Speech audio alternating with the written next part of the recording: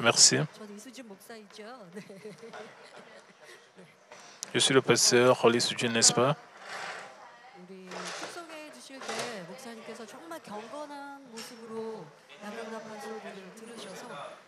Le pasteur Daniel Rosen s'est mis debout au milieu de la chanson spéciale offerte par les anciens. Et alors, j'ai réalisé la signification de la chanson. Il était plus inspiré. Il a beaucoup loué. Il a été invité dans plusieurs pays. Il a dirigé plusieurs croisades. Il va encore visiter Taïwan. Il aime Dieu. Il s'est consacré à partager l'amour du Seigneur. Il désire toujours ardemment le berger.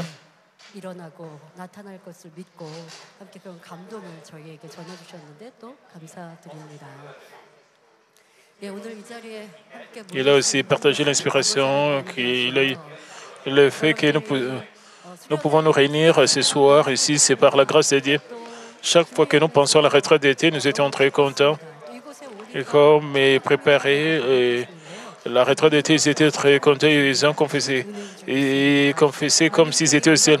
C'est à cause de la grâce de Dieu qui nous est donnée. Donnons toute reconnaissance et gloire à Dieu le Père, qui est glorifié à travers nos manmines, qui nous a permis d'avoir ce festival céleste. Alléluia.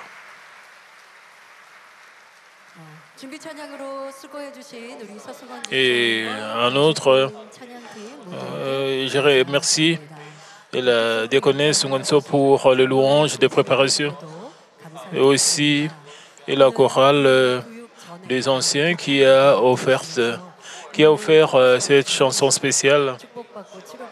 Et ils ont versé beaucoup de larmes lors du culte d'arrivée.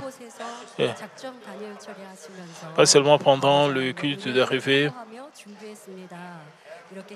Quand nous préparons avec désir, comme nous participons à la prière, je remercie aussi Mme Lee parce que j'ai vu beaucoup de gens qui ont versé de larmes lors du culte d'arrivée.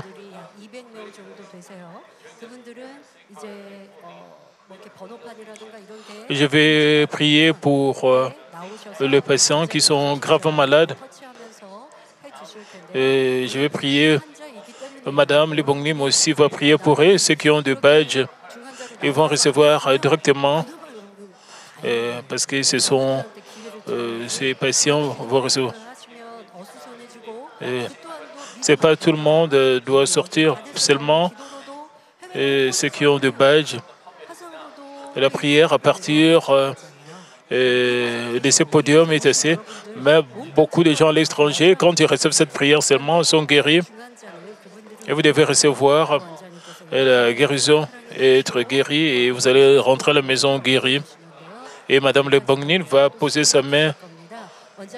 Et je remercie aussi Mme Le Bongnin pour le culte d'arrivée que nous avons eu cet après-midi.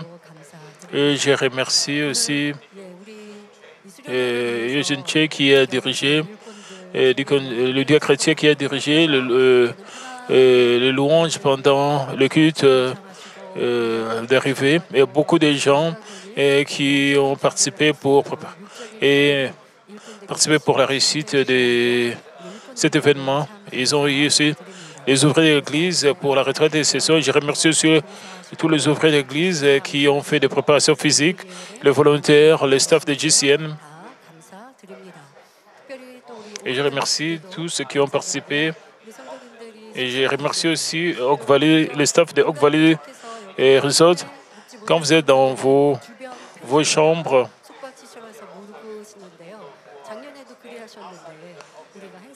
il y a aussi ceux qui sont à l'extérieur.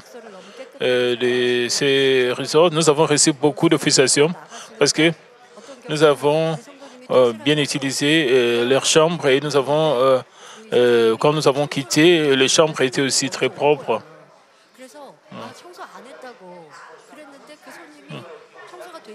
Et par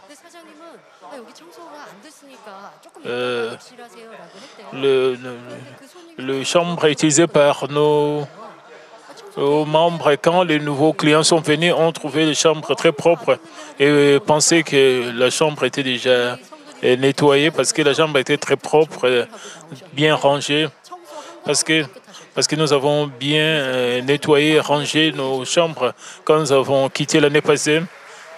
Et c'est comme si les chambres étaient déjà bien nettoyées. Et c'est de cette manière que ces gens sont devenus des grands fanatiques de Manmin. Nous pratiquons ce que le pasteur président nous a enseigné. C'est comme ça qu'ils sont les membres de Manmin. Nous prenons la décision.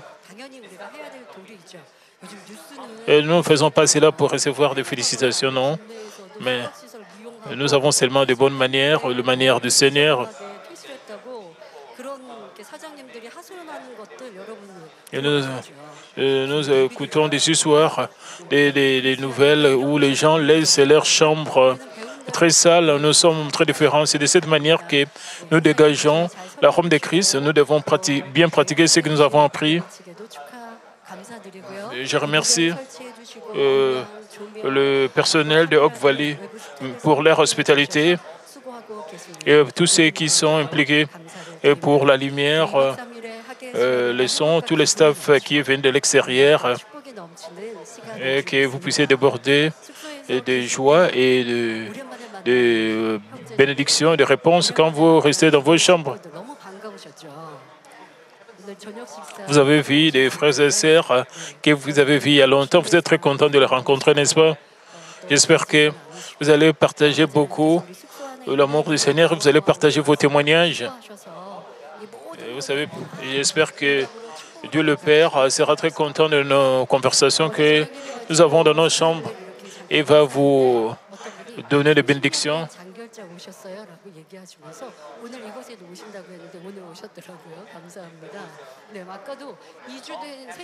Il y avait un membre qui s'est absenté il y a longtemps.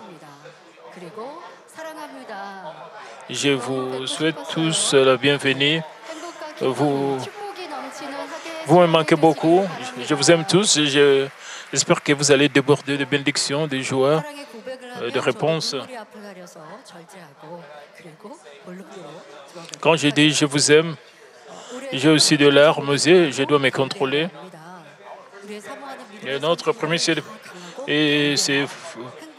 fortifiez-vous et prenez courage. Nos ancêtres de la foi étaient courageux, ils ont marché dans la foi. En faisant cela, ils ont détruit les camps de l'ennemi diable et Satan.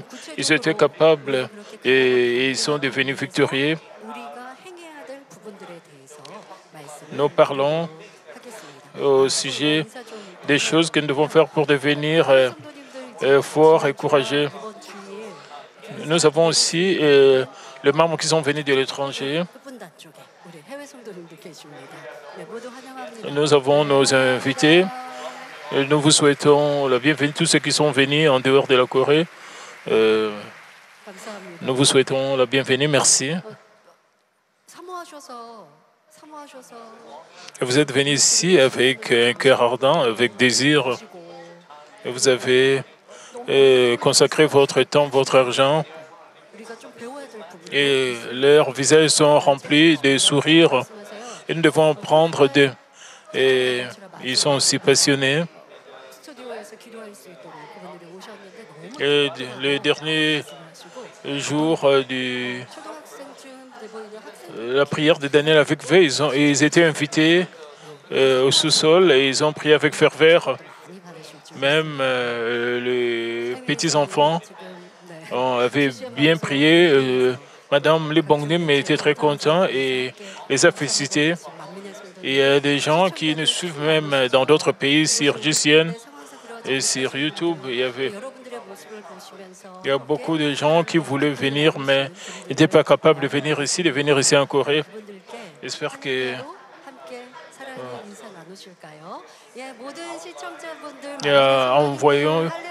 envoyons nos acclamations à tous ceux qui nous suivent en ligne, partout, sur GCN, sur YouTube. Nous vous aimons. Saluons-les, tous ces gens qui nous suivent, qui ne sont pas ici avec nous. Quand vous offrez les louanges de préparation, quand la caméra passe près de vous, j'espère que vous avez loué Dieu avec des visages souriants, et visages joyeux. Nous avons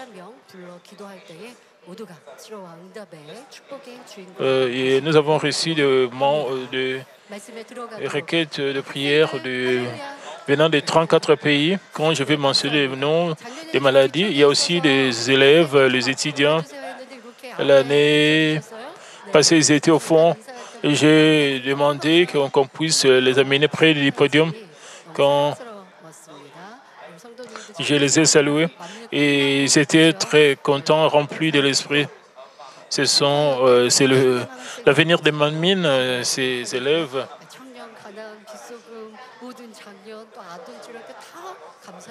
Les membres de la mission des jeunes adultes et la mission de Canaan. Je vous salue tous et je vous aime tous.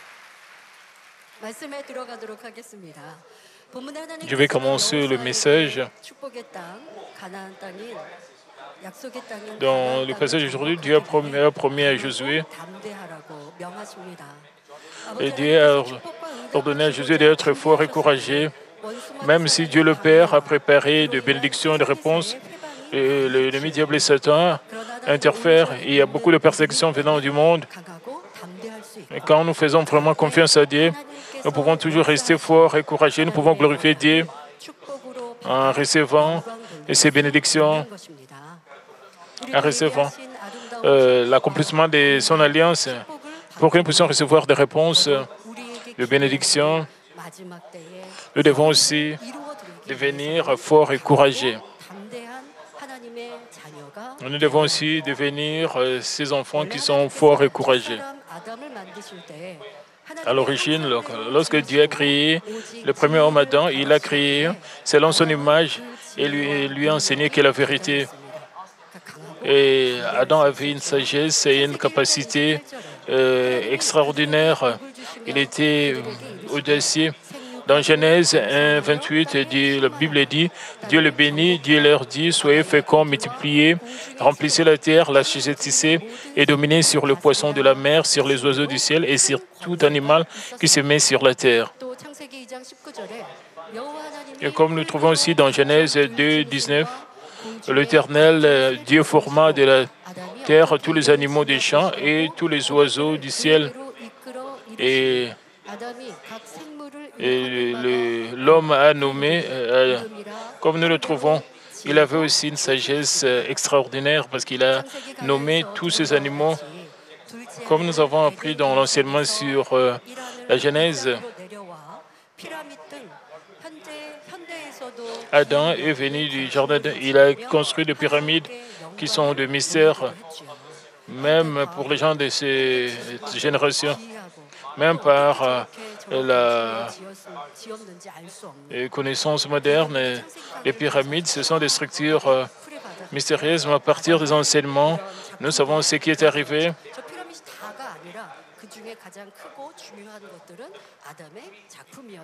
Les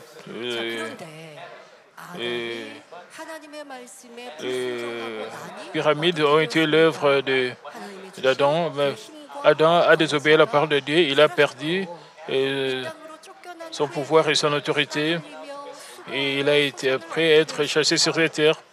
Il devait travailler dur et transpirer pour gagner ses récoltes et ses fruits, parce que cette terre est contrôlée par l'ennemi diable et Satan, et peu importe combien nous travaillons, nous devons vivre par de nombreux tests, tribulations et difficultés.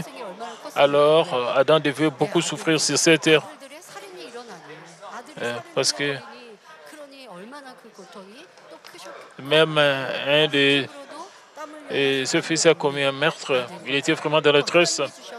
Il devait, pour gagner sa nourriture, il devait vraiment suer, transpirer. C'était pas comme au jardin d'Éden où il y avait tout. Adam était un esprit vivant, vivifiant, mais quand il est descendu sur terre, les choses ont vraiment changé. Et comme il a perdu la force et la puissance, et, et- et sa prospérité est devenue faible et fébrile, et comme l'ennemi diable l'a attaqué, et l'ennemi diable et Satan sont des êtres spirituels. Quand les gens sont attaqués par l'ennemi, diable et Satan ils sont impuissants, ils sont faibles.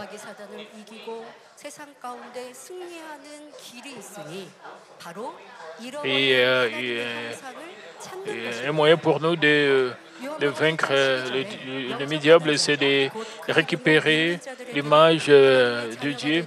Jean 1,12 dit, mais à tous ceux qui l'ont réussi, à ceux qui croient en son nom, elle a donné le pouvoir de devenir enfants de Dieu. Et quand nous acceptons Jésus-Christ, nous sommes délivrés du lien de l'esclavage et nous devenons les enfants de Dieu. Nous ne devons pas nous arrêter là. Et ça, c'est seulement le commencement de notre vie chrétienne. Nous devons écouter la parole et nous devons donner naissance à l'Esprit par le Saint-Esprit jusqu'à ce que nous récupérons l'image perdue de Dieu. Nous regagnons l'autorité, la force et la puissance et qui a été cédé à l'ennemi diable et Satan. De cette manière, nous pouvons être forts et courageux. Nous pouvons devenir victorieux dans le combat spirituel contre l'ennemi diable et Satan. Le monde dans lequel nous vivons, c'est comme un champ de bataille spirituel. Même dans le sens physique, c'est un champ de bataille. Même entre le mari et la femme, ils se battent, ils sont comme dans une bataille. Leur famille, c'est comme un champ de bataille. Même entre les enfants et le parent. Et quand les enfants grandissent, ils commencent à résister à leurs parents. Alors les parents sont dans des difficultés. Et même quand nous faisons des affaires, tout est comme dans le combat spirituel. Mais le combat spirituel, c'est plus le combat spirituel qui est vraiment un vrai champ de bataille. L'homme est faible devant l'ennemi diable et Satan. Quand nous avons l'autorité comme enfants de Dieu, nous sommes plus capables de vaincre l'ennemi diable et Satan. Mais en regardant ce monde, les forces des ténèbres sont très fortes et très puissantes.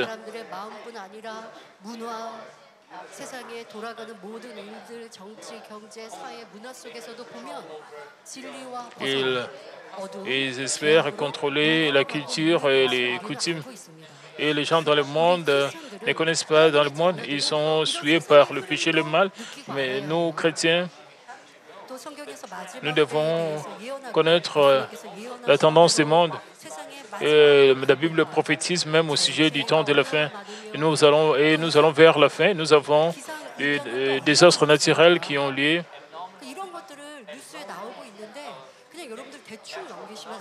Et il y a des phénomènes naturels qui ne sont pas normaux. Nous ne devons pas prendre ça à la légère. Nous devons être éveillés. Nous devons garder notre foi. Nous devons réaliser que le retour du Seigneur est proche. Nous devons rester de plus en plus éveillés. Nous devons aussi éveiller ceux qui sont dans les ténèbres. Nous devons avoir ce sens du devoir. L'ennemi diable est celui qui contrôle le monde. Et l'ennemi diable et Satan contrôle les pensées des gens. Mais le problème est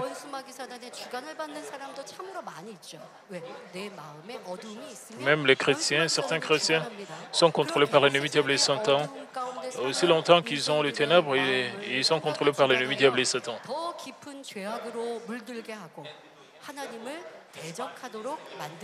L'ennemi diable et Satan incite les gens à tomber dans des péchés profonds et de se dresser contre, spécialement les jeunes gens. la culture mondaine, les aides le divertissement mondain, les séries télévisées. Vous ne devez pas suivre ces tendances. Et tout ce qui est la musique pop, cela pousse les gens à tomber dans le plaisir mondain.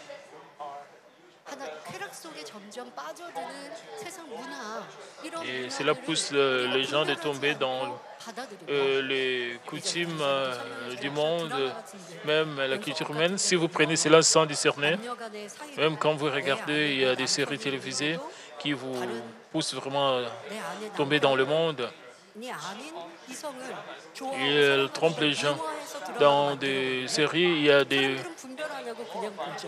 femmes qui trompent leur mari et dans ces séries télévisées, ils glorifient cela, même des hommes qui trompent leurs femmes et dans ces films, ils glorifient cela.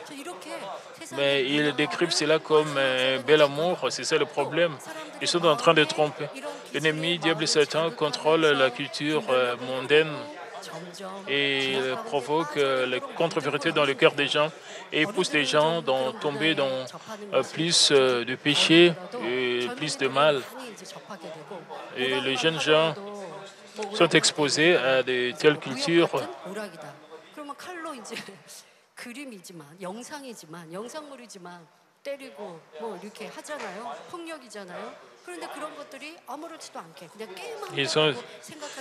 Il y a aussi des activités cruelles et violentes dans des jeux d'Internet.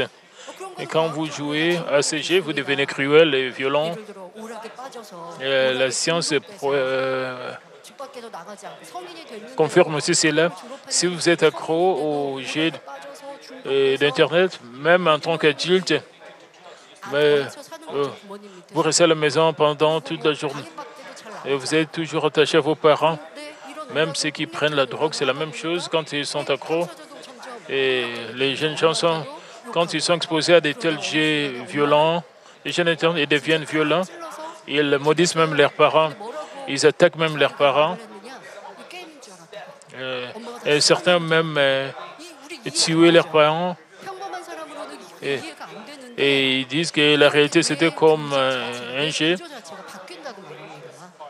Et c'est comme si leurs cerveaux sont manipulés parce qu'ils sont accros à de tels jeux. L'ennemi diable et Satan contrôle ces coutumes, cette culture et pousse les gens à suivre le plaisir mondain.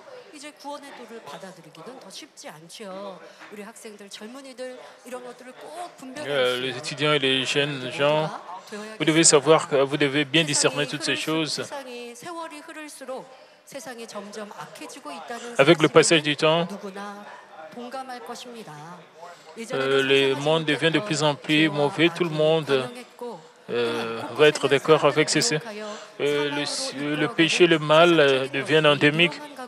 Il y a beaucoup de choses qui trompent les gens pour suivre le chemin de la mort. L'ennemi diable et trompe aussi les croyants en Dieu pour qu'ils puissent quitter la voie de la foi, la voie du...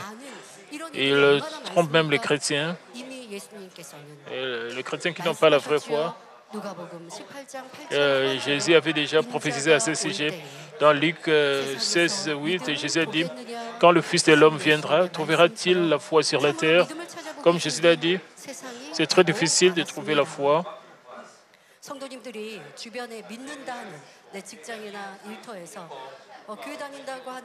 Quand vous regardez tout autour de vous, quand vous voyez les chrétiens tout autour de vous, quand vous les observez, vous allez trouver que leur foi est assez différente de vous. Membres de Malmine mènent une très bonne vie chrétienne et nous dégageons l'amour. Nous ne sommes pas persécutés dans nos endroits.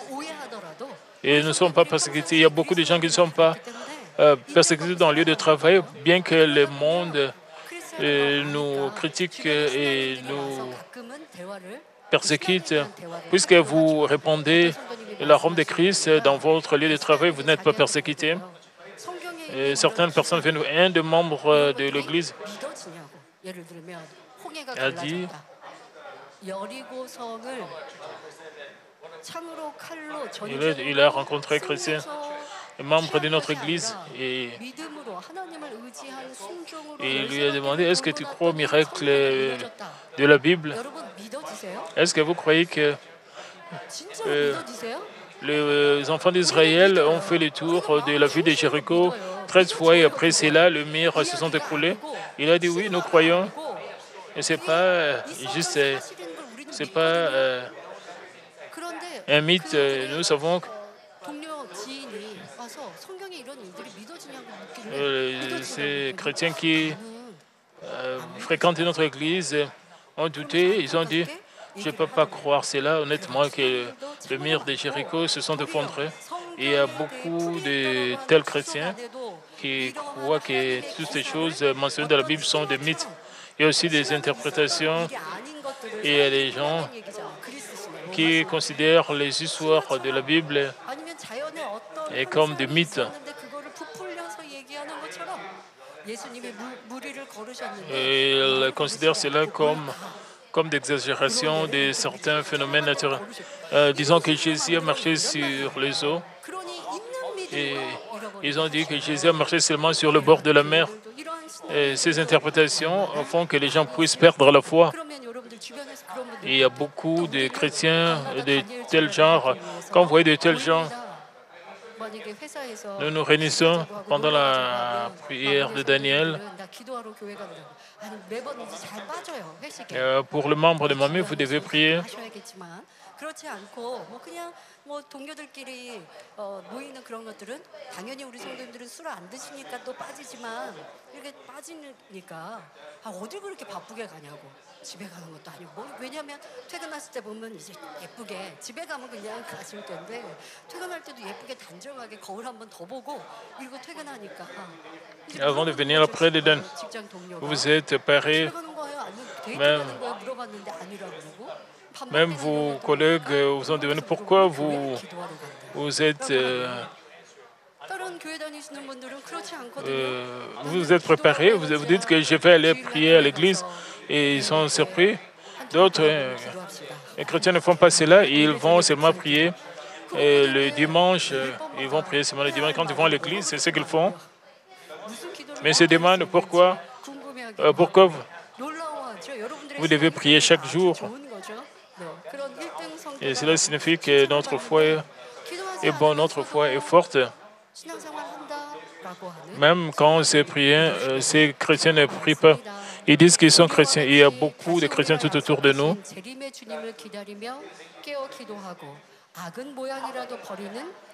Combien d'entre eux attendent notre Seigneur en veillant et priant, en rejetant le mal? Même quand ils prétendent qu'ils croient, ils vivent juste comme les païens. Même quand ils confessent croire en Dieu, ils mènent une vie chrétienne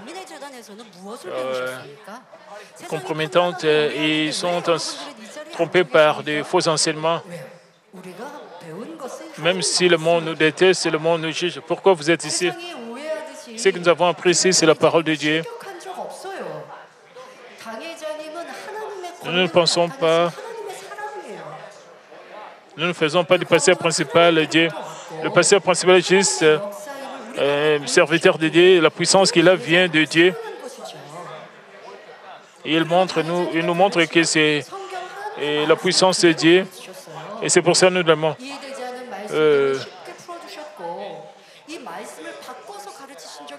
Le pasteur principal interprète seulement la parole de Dieu.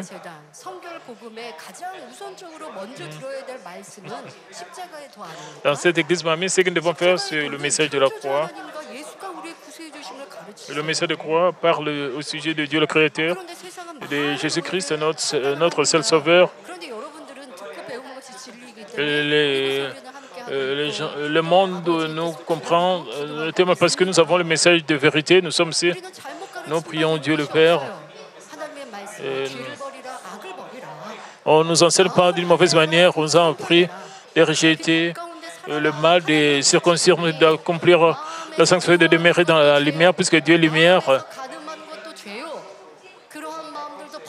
Quand nous avons la haine, nous avons même la déterre dans nos cœurs, c'est un péché.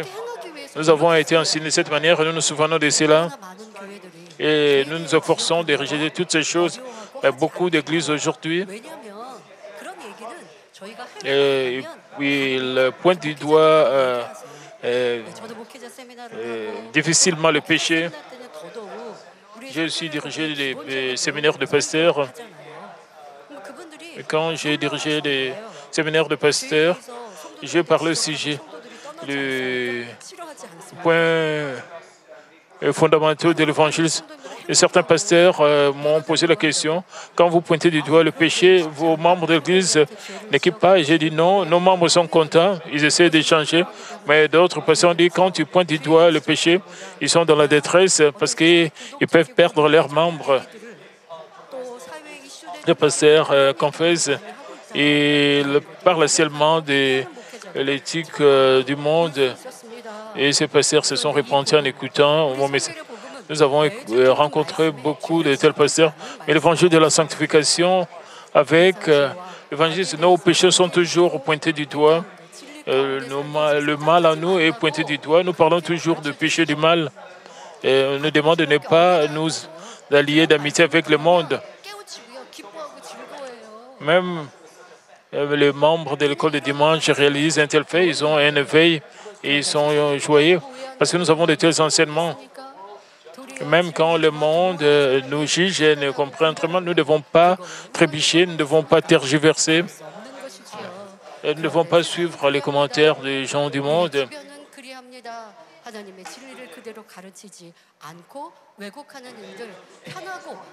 Et ils sont en train de tordre la vérité. Et ils enseignent aux gens de Ménine vivre chrétienne confortable. Nous devons être éveillés, nous devons être vigilants. Même ceux qui confessent croire en Dieu, ils sont souillés par le mal et le péché. Qu'en est-il de païens? Ils vont rapidement vers l'enfer dans cette génération. Pour devenir victorieux dans ce monde sombre, pour devenir guide pour les âmes mourantes en ces temps de fin, nous-mêmes devons devenir des enfants forts et courageux. Et en devenant des gens forts et courageux, nous pouvons recevoir des réponses et des bénédictions.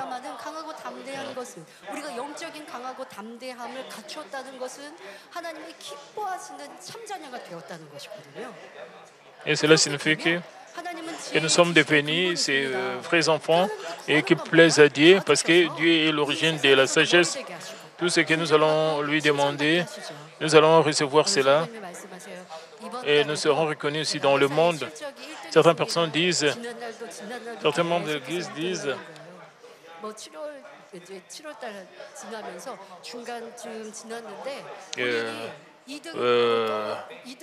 ce que j'ai fait était le meilleur dans mon lieu de travail.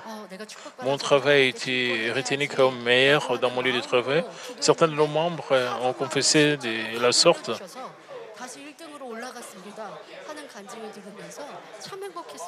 Seulement en un jour, son travail s'est beaucoup amélioré.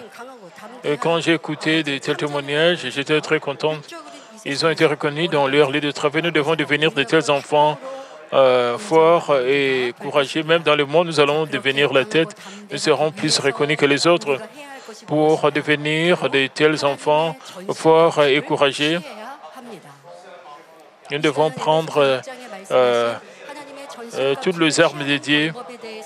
Aujourd'hui, nous allons prendre comment revêtir toutes les armes de Dieu. Cela est mentionné dans Ephésiens 6 et 13. Je vais vous expliquer. J'espère que l'armure complète fait référence aux pièces d'équipement. Je pense que vous allez vous repentir pour que vous ayez tous recevoir de bénédictions. Je vais vous expliquer comment revêtir l'armure complète de Dieu. Le passage d'aujourd'hui, Ephésiens 6, 13, nous dit « C'est pourquoi prenez toutes les armes de Dieu afin de pouvoir résister dans le mauvais jour et tenir ferme après avoir tout surmonté. » L'armure complète fait référence aux pièces d'équipement couvrant tous les corps du guerrier et signifie une préparation parfaite pour une bataille. Pour revêtir l'armure complète de Dieu, nous devons d'abord saigner nos reins de la vérité et revêtir la cuirasse de la justice. Éphésiens 6, 14. Et premièrement, nous devons saigner nos reins de la vérité et revêtir la cuirasse de la justice. La taille fonctionne comme l'axe principal pour soutenir notre corps et est considérée comme l'origine de notre force.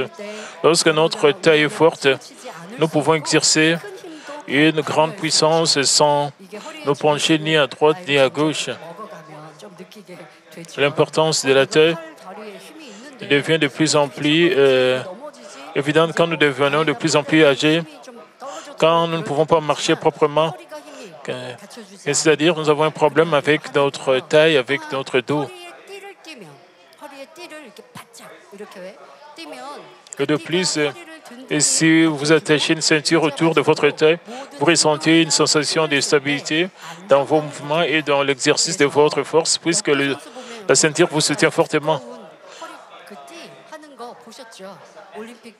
C'est pour cela que certains athlètes, ils ont, dans les Jeux olympiques, ils ont quelque chose autour de leur taille. Et ils essaient de serrer leur taille. Et quand ils veulent vraiment s'exercer, ils portent de telles ceintures. D'ailleurs, Dieu nous dit de nous ceindre le rein de la vérité, comme Jésus l'a dit dans Jean 14, 6. Je suis le chemin, la vérité et la vie. Nul ne vient au Père que par moi. La vérité ne vient que de Jésus-Christ. Par conséquent, saigner nos reins avec la vérité signifie rester ferme en Jésus-Christ. En construisant une maison, si nous posons ses fondations sur un roc solide, la maison restera forte sans trembler même au milieu d'une inondation, même sous la pluie et le vent. De même, une fois que nous restons fermes sur la parole en Jésus-Christ, nous n'hésiterons pas, quel que soit le type d'épreuve ou de tribulation.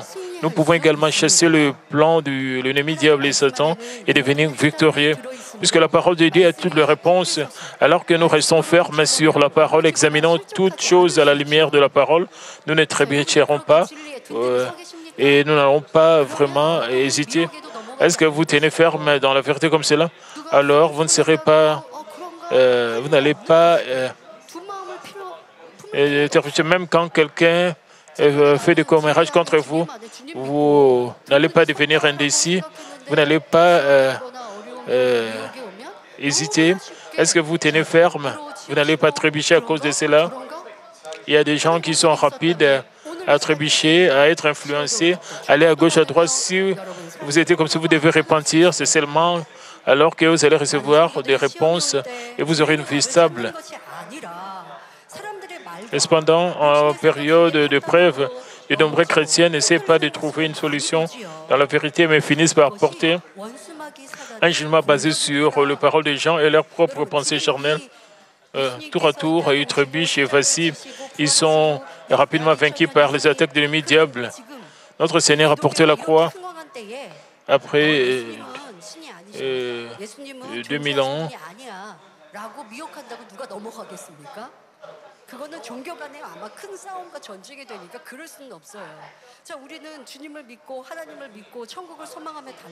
Et nous croyons en Dieu, nous croyons au ciel, nous aspirons au ciel, nous désirons ardemment le ciel. Nous avons besoin du berger qui nous guide vers le ciel. Quelle est notre plus grande attaque?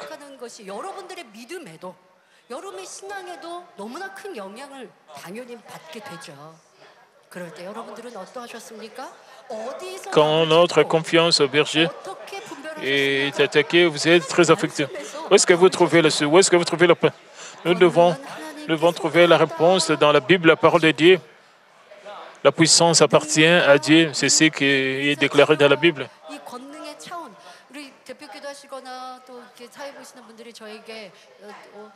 큰 권능으로 이렇게 사역한다고 하실 때는 전 되게 민망합니다.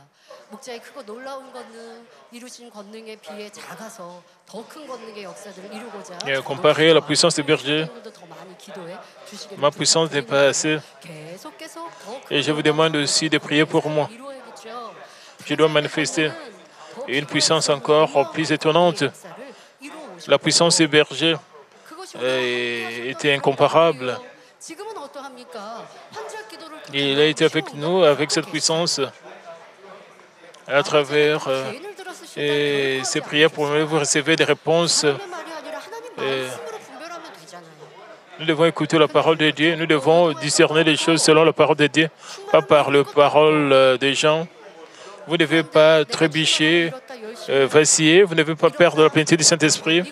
Certaines personnes donnent des excuses, ils disent qu'ils ont perdu la plénitude. Cela signifie qu'ils ne marchent pas selon la vérité. C'est-à-dire qu'ils ont perdu leur ceinture quand ils ont été attaqués par l'ennemi diable et Satan. Ils ont été affectés d'une mauvaise manière. Nous ne devons pas permettre que cela nous arrive. Nous lisons dans Jacques 1, 6 à 8, mais qui la demande avec foi sans douter, car celui qui doute est semblable au flot de la mer, agité par le vent et poussé des côtés et d'ordre. Qu'un tel homme ne s'imagine pas qu'il recevra quelque chose du Seigneur. C'est un homme irrésolu, inconstant dans toutes ses voies. Quand nous passons par des moments d'épreuve, vous devez examiner votre foi, vos actes de foi. Vous devez examiner si vous avez marché de manière inchangée. Est-ce que vous avez trébuché, vous avez vacillé quand l'ennemi diable vous a attaqué? Vous ne devez pas mettre le blâme sur les autres. Et Dieu le Père nous a enseigné avec la parole. Il nous a garanti des puissances. Et si vous êtes devenu indécis, si vous avez échoué d'avoir la vraie foi, et si vous n'avez pas saigné vos reins de la vérité, vous devez graduellement saigner vos reins de la vérité. Nous devons être enracinés en Jésus-Christ. Et ensuite, Dieu nous dit de revêtir la cuirasse de la justice. Une cuirasse est un outil pour protéger notre torse. Dans notre poitrine se trouve un organe très important, le cœur. Si quelque chose ne va pas avec le cœur, cela a un impact fatal sur tout le corps. Et la cuirasse sert à protéger cet organe important, le cœur, et Dieu nous dit de mettre la cuirasse de la justice. Alors, qu'est-ce que la justice? La justice signifie agir en obéissance à la parole de Dieu.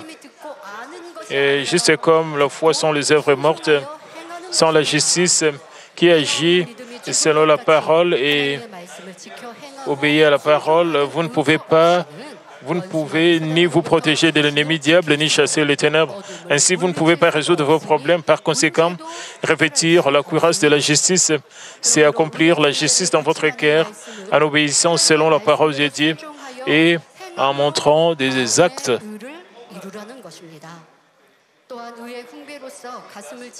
Ainsi, protéger spirituellement notre poitrine avec la cuirasse signifie protéger notre cœur d'où jaillissent les sources de la vie. Garder votre cœur signifie vous débarrasser rapidement du cœur de contre-vérité, transformer votre cœur en cœur de vérité et le cultiver entièrement en esprit, afin que les forces des ténèbres ne puissent pas inciter votre cœur de contre-vérité. Tout le monde, vous voulez faire ceci et cela. Vous voulez atteindre un cœur de la santé, vous devez devenir, accomplir des œuvres précieuses. Vous voulez rejeter la fatigue, vous voulez avoir la plénitude, vous voulez vous armer de la parole davantage. Vous voulez participer à la campagne de la lecture de la Bible. Vous voulez être bon en mémoriser la Bible. Nous avons beaucoup de souhaits, mais nous ne réussissons pas, nous ne pouvons pas accomplir les choses. Même dans le monde, ceux qui réussissent gardent leur cœur. C'est pour cela qu'ils réussissent. C'est la même chose spirituellement. Pour Gardez votre cœur. Et spirituellement, vous devez pratiquer la parole de vérité. C'est seulement que vous pouvez réussir. En d'autres termes,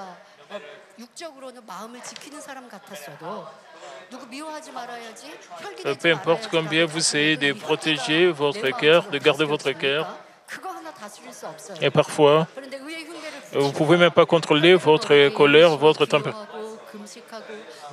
Si vous mettez la cuirasse de la justice, si vous disciplinez votre corps, vous allez réduire le nombre de fois que vous mettez en colère de 10, vous 3, 2, et vous serez capable de garder votre cœur et la colère va disparaître de votre cœur. C'est seulement quand nous obéissons à la parole de Dieu que nous pouvons devenir ceux qui gardent leur cœur. Et c'est de cette manière que nous allons recevoir des réponses et des bénédictions de la part de Dieu le Père. J'aime beaucoup nos élèves, nos étudiants. Les élèves vont à l'école. Ils sont exposés à la culture mondaine. Et les jeunes gens, ils ont dit,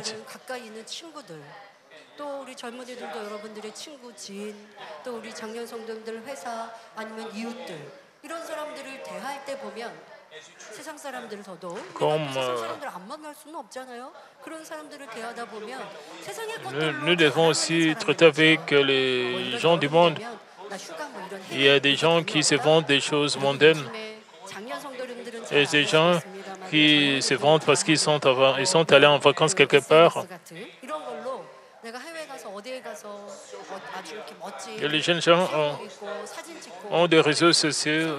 Ils se vendent qu'ils sont allés dans un endroit, ils utilisent les réseaux sociaux. Et ils prennent leurs photos en maillot de bain. D'autres personnes, quand ils voient ça, ils deviennent envieux. Ils les envient en les voyant quand ils postent de telles photos.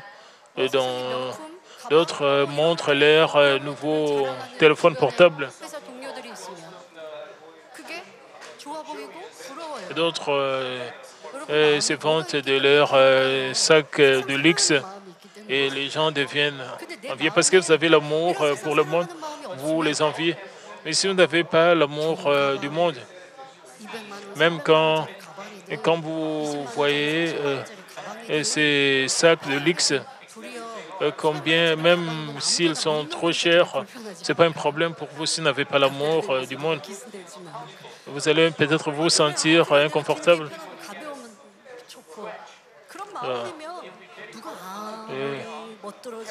Vous avez peur parce que cela peut avoir des égratignures. Vous serez confortable quand vous portez un sac qui n'est pas trop cher. Vous voyez des gens et qui se partent avec des choses de luxe. Vous ne devez pas trébucher, vous ne savez même pas ce que c'est.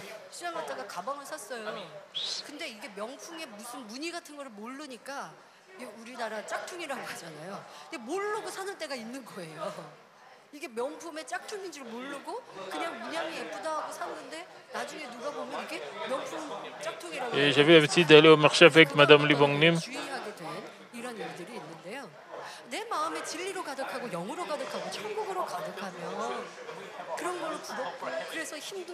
Quand nous avons un cœur rempli d'esprit, un cœur rempli du ciel, nous ne sentons pas découragés. Seulement les gens qui se comparent aux autres et qui a plus de sagesse, qui a plus d'argent et qui a une plus belle maison, qui a plus de richesses, ils se comparent aux autres. Même s'ils se comparent aux autres, ils sont dans la triste. Et combien cela est regrettable.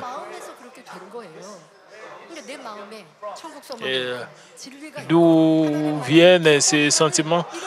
Quand nous avons nos cœurs remplis du ciel, nous nous réjouissons avec la parole de Dieu. Peu importe et quel genre de photos ils prennent, cela ne nous concerne pas. Même si ces ventes ne sont pas ébranlées, même quand nous voyons de belles photos, nous croyons quand viendra le royaume du millénium, nous allons visiter de bels endroits. Cela ne sera pas comparé aux endroits du ciel. Alors, cela ne m'intéresse pas. Vous pouvez faire de telles confessions. Vous devez faire de telles confessions du fond de votre cœur.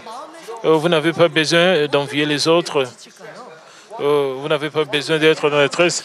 Pourquoi vous devez être dans la détresse? Pourquoi vous devez vous sentir découragé? Pourquoi vous avez le complexe d'infériorité? C'est parce que vous enviez les choses mondaines. Vous voulez remplir votre cœur avec les choses mondaines. Et vous n'êtes pas fort et courageux. Vous devenez un homme avec un esprit étroit. Vous devez vous débarrasser de cela.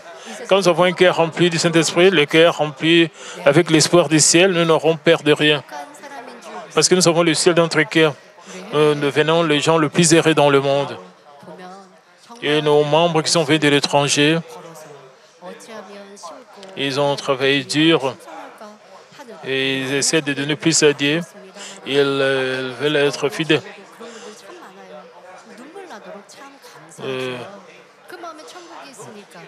Les membres qui sont venus et sont émis avec des larmes parce qu'ils ont le ciel dans leur cœur. Et ceux qui sont venus de la Malaisie, ils ont des églises là-bas en Malaisie. Ils ont aussi le ministère de la publication. Je me demande comment est-ce qu'ils ont rencontré Dieu. Et leurs cœurs sont remplis et ils veulent partager. J'étais très reconnaissante de voir comment est-ce que cela dépend de ce que vous avez dans le cœur. J'étais très reconnaissante de ce que nos membres qui sont venus de Malaisie sont en train de faire ce ministère d'eux-mêmes. Donc, et c'est de cette manière que vous pouvez devenir victorieux quand vous avez le ciel dans votre cœur.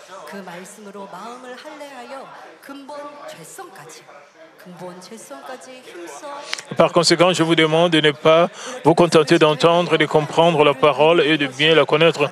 Vous devez circoncire votre cœur avec cela et vous efforcer de rejeter même le nature originale et pécheresse alors que nous gardons, agissons selon la parole et accomplissons la justice de Dieu. Nous revêtons la cuirasse de la justice.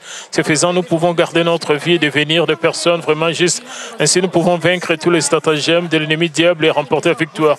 Ensuite, Dieu nous dit de porter les chaussures de la préparation de l'évangile de la paix.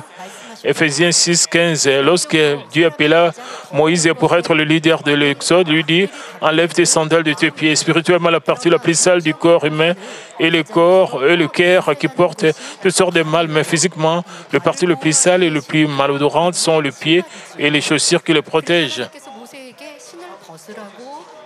En disant à Moïse d'enlever ses sandales, Dieu a souligné que nous enlevions ce qui est sale et malodorant et nous gardions propre et saint. Cela signifie que ce n'est que lorsque nous nous circoncisions, nous concisions notre cœur, rejetions le péché et demeurions dans la vérité avec un cœur pur et sans mal, que nous pouvions rencontrer Dieu en rejetant la saleté de notre cœur. Nous pouvons clairement entendre le Saint-Esprit, recevoir son inspiration et sa direction dans la vérité. Ce n'est que lorsque nous avons enlevé les chaussures sales de péché et du mal que nous pouvons voir le pied chaussé de la préparation de l'évangile de paix. Évangile signifie bonne nouvelle. C'est une bonne nouvelle que quiconque croit en Jésus-Christ peut être sauvé entre le ciel. Et porter les chaussures de l'évangile signifie garder et agir selon les paroles que nous avons entendues. Plus précisément, quelles sont les chaussures sales du péché et du mal que nous devons lever?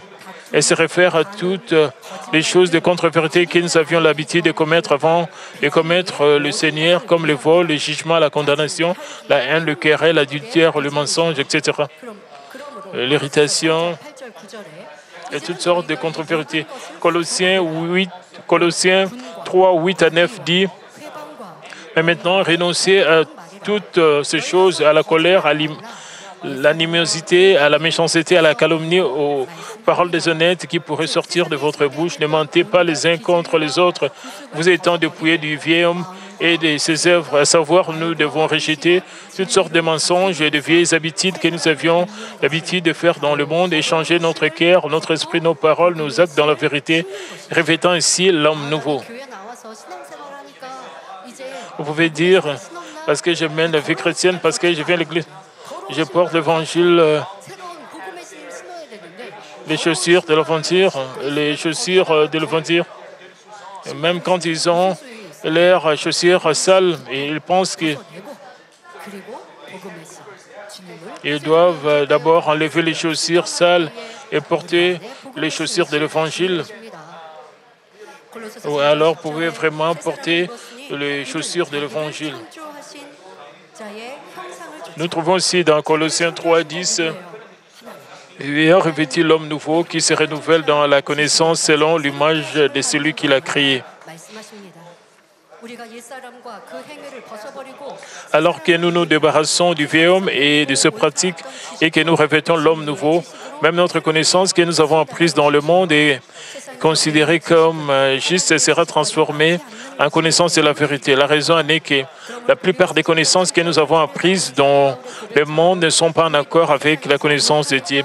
Par conséquent, comme l'apôtre Paul a confessé dans Philippiens 3, 7-8, nous devons briser nos pensées et notre caractère que nous avions l'habitude de considérer dans le monde et les considérer comme des ordures. Ce faisant, nous pouvons devenir l'homme nouveau qui se débarrasse du vieil homme et de ses pratiques. Nous devons enlever les chaussures sales et du mal et porter les chaussures de l'évangile de paix. La Bible nous demande de porter les chaussures de l'évangile de paix. Qu'est-ce que cela signifie? Qu'est-ce que cela signifie? Les gens qui s'échangent diligemment avec joie et action de grâce dans la parole se sentent à l'aise de porter les chaussures de l'évangile. Est-ce que vous portez les chaussures de l'évangile? Est-ce que vous vous sentez confortable en vivant sur la parole de Dieu? Est-ce que vous sentez dans la détresse? Est-ce que vous sentez dans l'agonie? Est-ce que vous vous plaignez? Puisque nous devons rejeter le mal. Parce que pourquoi l'évangile nous rend dans la détresse, nous apporte de détresse? Est-ce que vous posez de telles questions? Quand nos péchés sont pointés du doigt, quand notre mal est pointé du doigt, même les mauvaises pensées, c'est le péché. Pourquoi nous devons examiner le fond de notre cœur? Pourquoi nous devons découvrir toutes ces mauvaises choses dans le monde? Quand quelqu'un nous attaque, ce n'est pas le mal de répliquer. Et ça, c'est la bonté du monde, mais l'évangile est différent. Quand nous avons de mauvaises pensées, quand nous avons des pensées, nous avons des ressentiments envers quelqu'un, quand nous souhaitons qu'un malheur arrive à l'autre personne, ça c'est le mal parce que nous nous sentons affligés. Quand nous découvrons de telles choses, nous devons nous débarrasser de cela. Quand nous faisons de tels efforts, quand nous sommes nouveaux, nous étions comme ça quand nous étions nouveaux. Et nous sentons dans la détresse. Quand nous étions nouveaux croyants, nous ne trouvons pas les processus compliqués, stressants, parce que nous avions l'amour de Dieu. Mais il y a des gens qui mènent une vie chrétienne avec beaucoup de compromis. Ils aiment encore le monde. Mais au contraire, ceux qui mènent une vie chrétienne compromettante et n'ont pas renoncé à leur amour pour le monde trouvent stressant de porter les nouvelles chaussures de l'Évangile. Et elles voient des films pornographiques, des trucs comme cela. Même certains chrétiens font cela, mais ils confessent qu'ils sont chrétiens. Fondamentalement, si nous ne rejetons pas un attachement persistant au monde et rejetons le confort et le plaisir mondain, nous pouvons céder au plan de l'ennemi diable.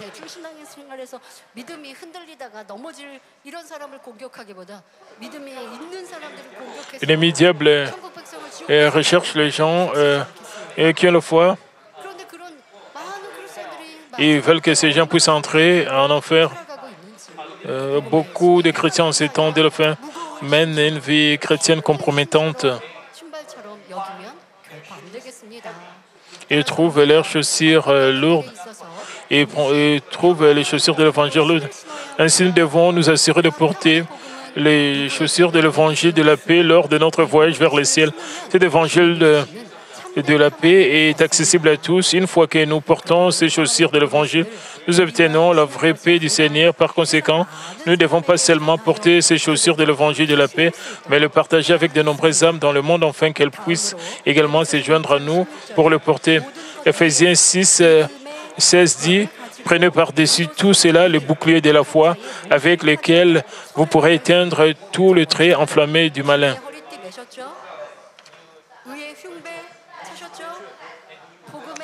Vous saignez vos reins de vérité, vous portez le bouclier de justice, vous portez les chaussures de l'évangile de la paix. Nous devons alors voir le bouclier de la foi. Même d'un point de vue physique, un bouclier est une arme cruciale sur un champ de bataille. Même si un guerrier porte une armure robuste et s'insère d'une cuirasse et des chaussures, s'il n'a pas de bouclier pour se défendre de l'épée ou de la lance de l'ennemi, sa vie serait menacée. Et Ephésiens 6, 16 dit: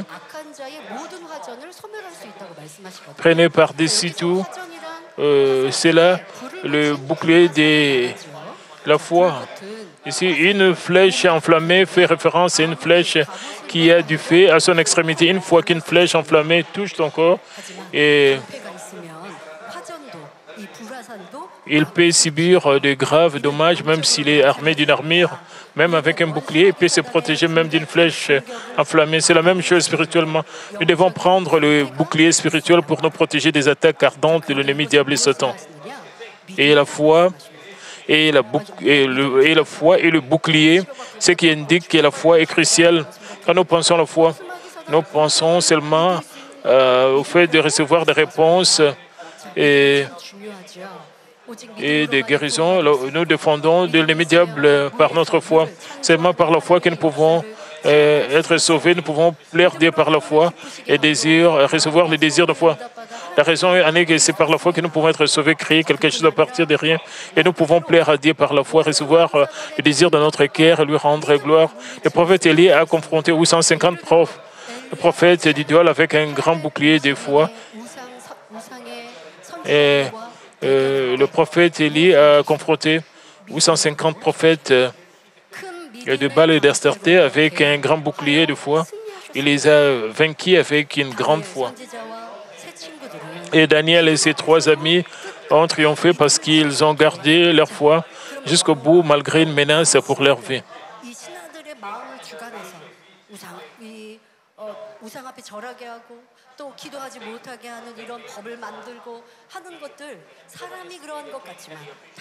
Le diable a incité les rois et les officiels de mettre un décret que tout le monde devait se prosterner devant une idole. Mais comment est-ce que Daniel a vaincu l'ennemi diable? Est-ce que Daniel a dit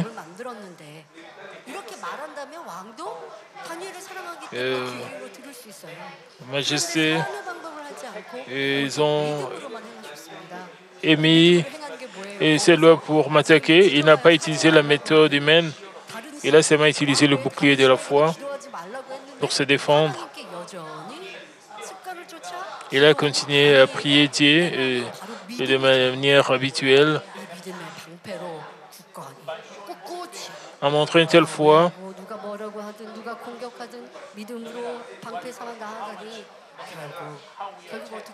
Mais peu importe combien nous sommes attaqués, Daniel a été jeté dans la fosse aux lions.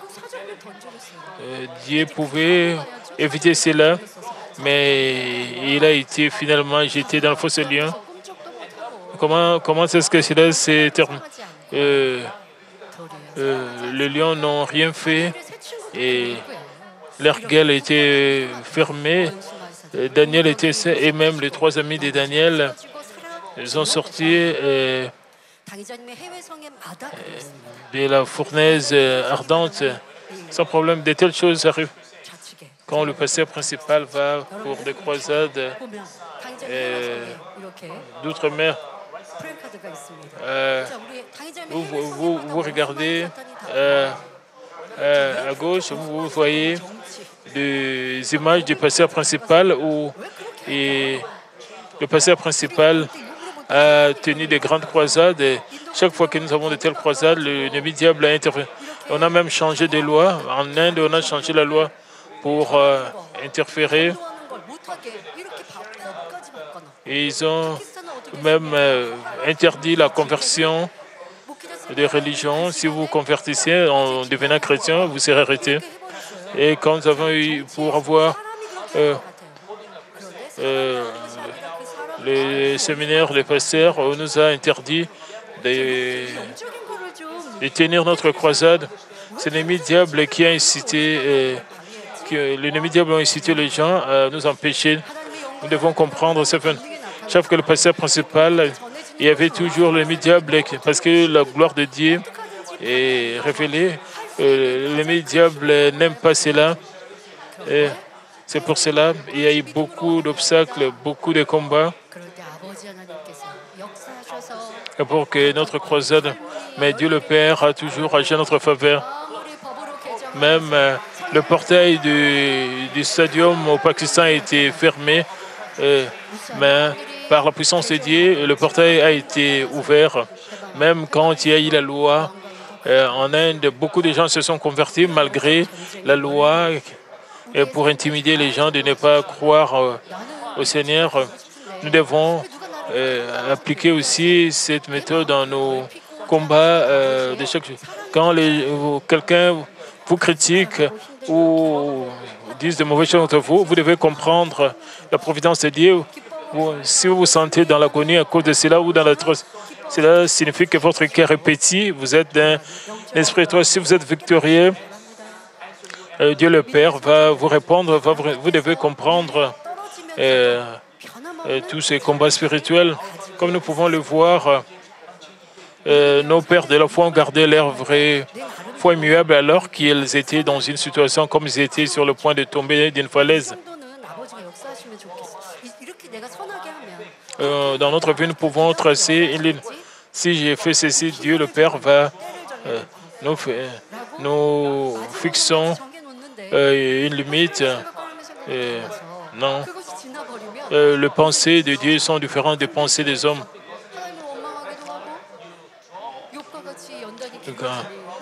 Quand quelque chose va au-delà des lignes, vous commencez à murmurer. Et si vous faites cela, c'est-à-dire vous plaindre, c'est-à-dire votre foi n'était pas une vraie foi parce que la vraie foi ne change pas. Nos pères de la foi, les ancêtres de la foi, même quand j'étais sur le point de tomber d'une falaise, ils remerciaient Dieu. Et comme les 3 amis de Daniel, ils n'ont pas abandonné la foi. Même ils n'ont pas été sauvés. Ils ont dit, même s'ils ne seront pas sauvés, ils ne voulaient pas normalement se prosterner. Ils n'ont pas donné de conditions à Dieu. Ils ont seulement voulu plaire à Dieu. Nous ne devons pas tracer des lignes, dire que non, c'est trop, vous commencez à vous plaindre. La foi, ce n'est pas quelque chose, même quand les choses sont contre vos pensées, même si Dieu n'agit pas selon vos pensées, vous devez poursuivre la vérité et la bonté. C'est ça la vraie foi. Et c'est pareil aujourd'hui, peu importe notre situation, si nous nous appuyons uniquement sur Dieu avec une foi indéfectible, Dieu nous reconnaît comme des hommes de foi. Et pour avoir une telle foi vraie, nous devons nous assurer d'afficher des actes d'obéissance à la parole. Et pour avoir une telle vraie foi, nous devons montrer des œuvres d'afficher des actes d'obéissance à la parole, obéissant à la parole qui nous dit de rejeter le péché et de vivre dans la lumière. Nous devons faire de grands efforts pour rejeter toute forme de mal. C'est l'obéissance. Ce faisant, nous développons de plus en plus notre foi. Alors que nous obéissons à des paroles comme prier sans cesse, aimez même vos ennemis, ne prenez pas le monde, Notre foi grandit considérablement. De cette façon, nous sommes en possession du bouclier de la foi par lequel nous sommes plus que capables de surmonter les troubles ou les attaques de l'ennemi diable. Mais même lorsque quelque chose dépasse notre compréhension ou semble trop difficile ou impossible d'un point de vue physique, si nous obéissons, nous montrons une véritable obéissance, ce qui fait grandir notre foi. Lorsque Dieu a ordonné à Moïse de diviser la mer Rouge, il n'aurait jamais pu obéir avec la force et le pensée de l'homme. Mais cela a été séparé et diffusé. La mer Rouge a été diffusée quand il a obéi par la foi. Les Israélites ont marché sur les Jourdains débordants et l'ont traversé à sec. Ils ont marché autour de la ville de Jéricho. Toutes ces choses étaient possibles car ils ont obéi par la foi. Comme nous pouvons le voir, la foi a le pouvoir de rendre possible des choses impossibles et sert de bouclier pour repousser tout le plan du diable. Nous devons posséder ces boucliers, nous devons avoir une telle foi. Quand nous passons par des épreuves, les difficultés, quand nous nous défions pour surmonter ces épreuves, d'autres fois, disons que vous êtes malade, vous avez l'habitude de prendre des médicaments. Quand vous venez à l'église, vous avez été témoin de la puissance de Dieu. Vous voyez les gens tout autour de vous qui sont guéris, même sans prendre de médicaments. Vous n'avez pas encore la foi. Vous vous inquiétez. Si vous ne prenez pas, vous allez continuer. Vous ne prenez pas de médicaments, vous allez continuer à être malade. Parce que vous n'êtes pas parfait. Vous vous défiez. Même si vous n'êtes pas parfait, basé, c'est ce que vous avez entendu de témoigner. Quand vous voyez les gens être guéris de cancer, et vous dépendez de Dieu, vous demandez à Dieu de vous aider. Et vous avez accumulé d'expérience et votre expérience de foi augmente. Quand vous avez un test, quand vous montrez votre foi va encore augmenter. Même si votre foi n'est pas encore parfaite, vous montrez que les œuvres de la foi, vous pensez encore aux ancêtres de la foi et aux bergers, vous pratiquez cela. Est-ce que vous sentez inquiété? Vous vous sentez inquiet et quand vous priez, toutes ces choses vont disparaître. Et le résultat de toutes ces choses, vous devez faire grandir votre foi de cette manière dans votre vie chrétienne. Vous avez toujours des challenges, vous avez des défis. Vous devez devenir victorieux, vous devez le faire vous-même. Même quand vous manquez. Quand vous devez penser aux ancêtres de la foi, aux bergers. Et vous devez continuer à prier. Et comme résultat, votre foi va augmenter. Et vous allez devenir robuste. Vous aurez un bouclier de foi solide. Nous avons encore beaucoup de choses à dire. Je devais parler au sujet de 4 choses. Je parlais seulement de 3 choses. Nous devons aussi prendre. Nous devons prier sans cesse. Les soldats, les généraux. La tête est une partie importante. Nous devons prendre le casque du salut et le paix de l'esprit, qui est la parole de Dieu. Vous devez avoir l'assurance du salut. Vous devez toujours déborder de joie pour votre salut. C'est de cette manière que vous devez porter le casque du salut. J'ai été aussi leader de paroisse. Il y a des gens qui sont venus d'autres églises et ils étaient des leaders dans une autre église et il a confessé. J'ai mené une vie chrétienne. Je n'avais pas l'assurance du salut quand j'étais dans l'église. C'est comme si, quand je n'étais pas à l'église, c'est comme si je n'avais pas l'assurance du salut, c'est-à-dire à l'église, elle était sainte et elle priait. Quand elle rentrait dans sa propre vie, elle était en colère, elle a commis encore de péché. C'est la même chose avec vous. Même si vous dites « je suis sauvé », 1000 fois, cela ne signifie pas que vous portez le casque du kaki, vous devez avoir l'assurance du salut. Vous devez demeurer dans la lumière. Et chaque fois que nous avons la Sainte Seine, nous devons marcher dans la lumière. Nous devons rejeter les ténèbres. C'est seulement que nous pouvons être reconnus. Et nous allons être pardonnés.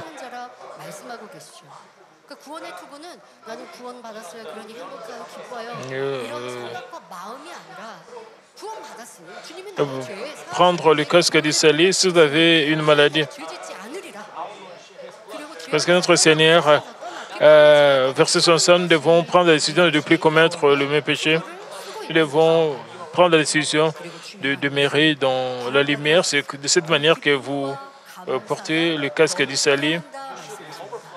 Vous devez déborder de joie et de soins de grâce pour le salut dans votre vie chrétienne. Vous devez vérifier si vous avez la joie. Si vous avez toujours cette joie du salut. C'est une bénédiction extraordinaire, mais beaucoup de gens, même quand ils confessent croire en Dieu, ils oublient. Aussi, si vous devenez ami du monde, quand vous aimez le monde, vous perdez la joie du salut.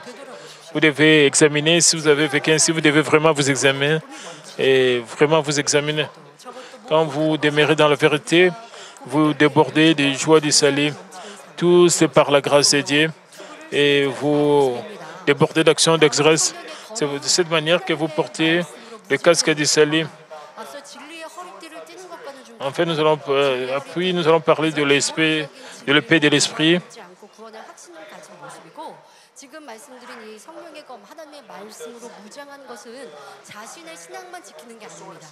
L'épée de l'esprit, avec l'épée de l'esprit, nous détruisons le camp de l'ennemi, diable et Satan. Nous avons une telle puissance.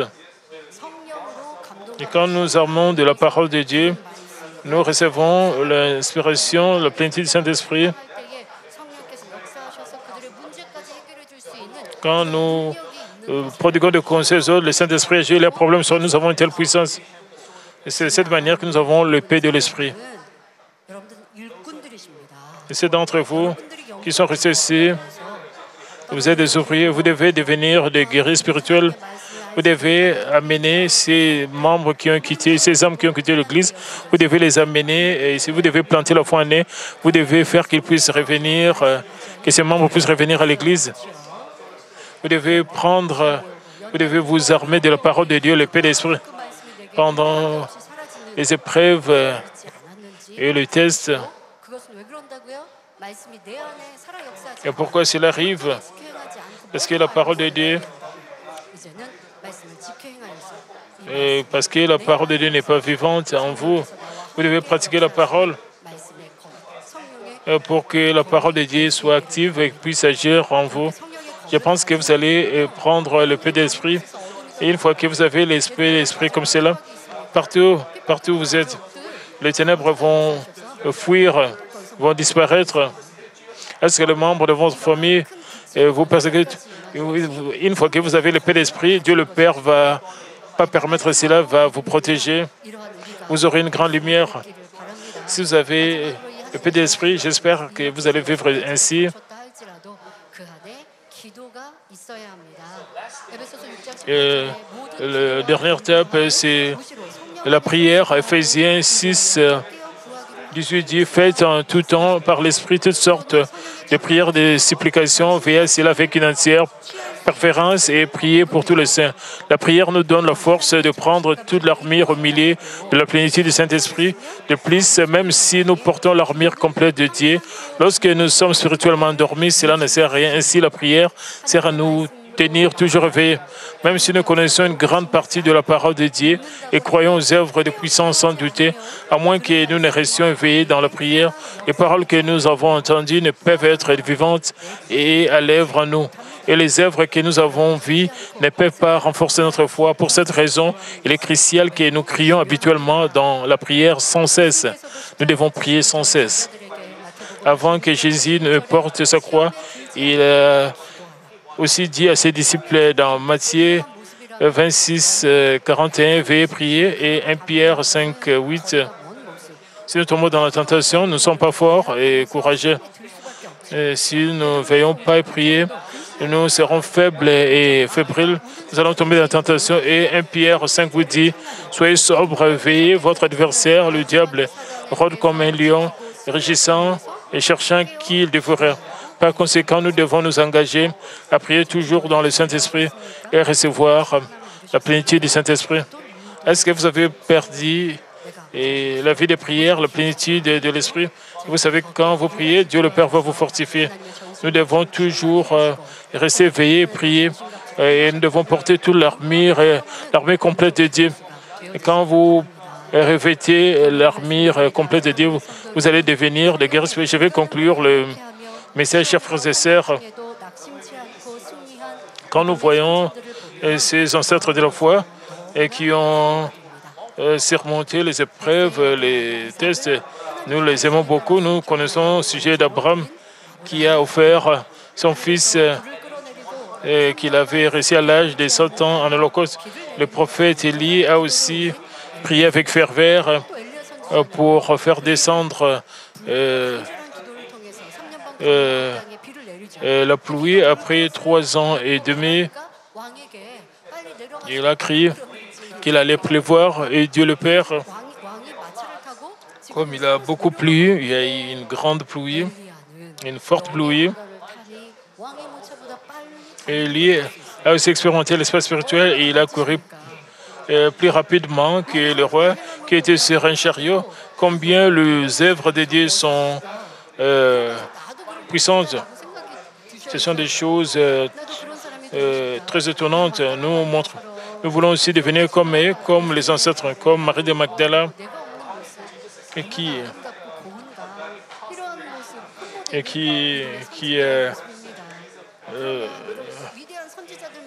lavait le pied de Jésus avec un parfum très cher, pas seulement les œuvres de la foi.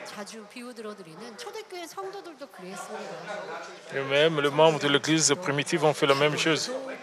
Ils étaient des membres ordinaires, n'avaient pas peur de la mort. Et ils avaient la foi de croire, même devant la mort. Ils sont restés courageux, audacieux en proclamant l'Évangile. Et beaucoup d'entre eux ont été martyrisés pour avoir prêché l'Évangile. Et combien ils étaient forts et courageux.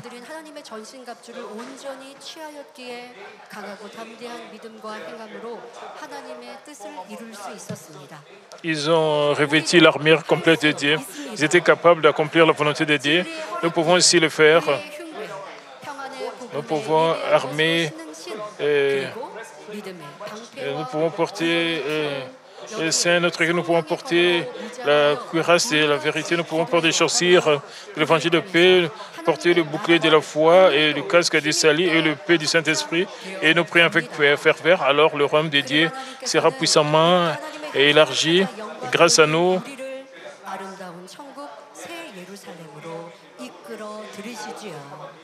Et comme nous récupérons son image perpétuelle et nous guide vers la Nouvelle Jérusalem en ces temps de la fin, quand le péché et le mal sont endémiques, je pense que vous allez croire à la providence et au plan de Dieu à travers nous.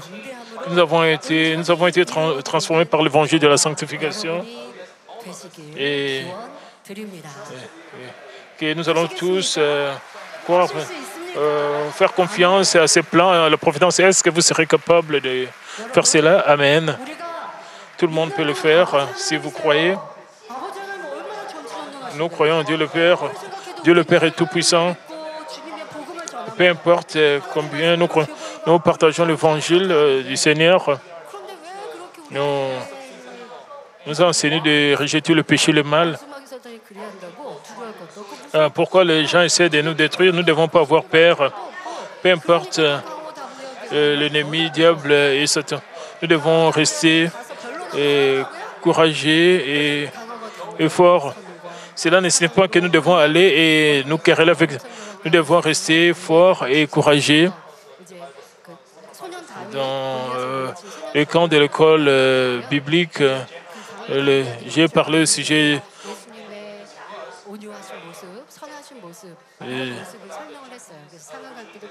J'ai parlé aussi combien David était et courageux et fort. Même j'ai parlé aussi de la bonté de Jésus et qui était bon, qui n'a jamais brisé les rosets cassés, même qui n'a jamais éteint les mignons qui fument. Et les enfants ont accepté de vouloir aussi devenir forts comme Jésus.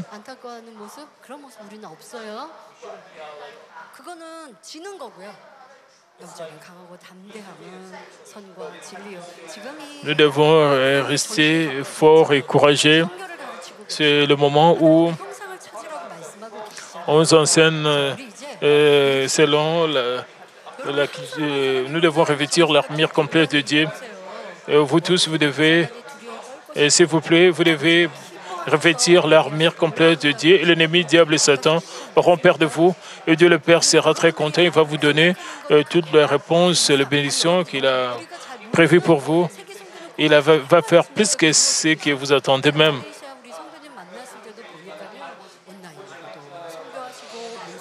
J'ai rencontré le membre de Malaisie. Ils font des œuvres missionnaires et ils travaillent Dieu pour le Rome d'essai.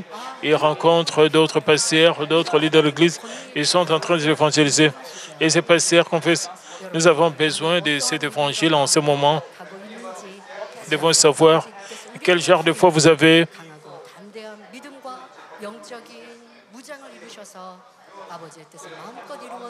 Vous devez vous armer de la parole de Dieu. Vous devez vraiment revêtir l'armure complète de Dieu. En écoutant ce message, vous devez découvrir l'armure de péché. Vous devez découvrir vos plaintes, votre indécision, parce que vous étiez dans la détresse et chaque fois qu'on vous critiquait, vous étiez dans l'agonie parce que quelques-uns avaient des ragots contre vous. Vous devez découvrir tout cela, vous repentir de tout cela. Vous devez découvrir comment est-ce que vous avez échoué de revêtir l'armure complète de Dieu. Comment est-ce que vous avez regardé le monde. Vous êtes devenus enviés des gens du monde. Comment est-ce que vous avez perdu la plénitude de vous êtes devenu faible et fébrile spirituellement. Vous avez fait cela, vous devez vous sentir désolé et dans l'embarras devant Dieu. C'est pour cela que vous avez des tests et des épreuves. C'est pour cela que vous n'avez pas reçu de réponses et de guérison. À travers cette réunion de guérison divine, vous devez découvrir tous ces mauvais attributs. Vous devez vous repentir et vous détourner. Vous devez aussi vous souvenir de tout ce que vous avez découvert même lors des enseignements sur Job. Et quand nous allons louer et prier, je pense que vous allez démolir le mur de péché par la repentance sincère.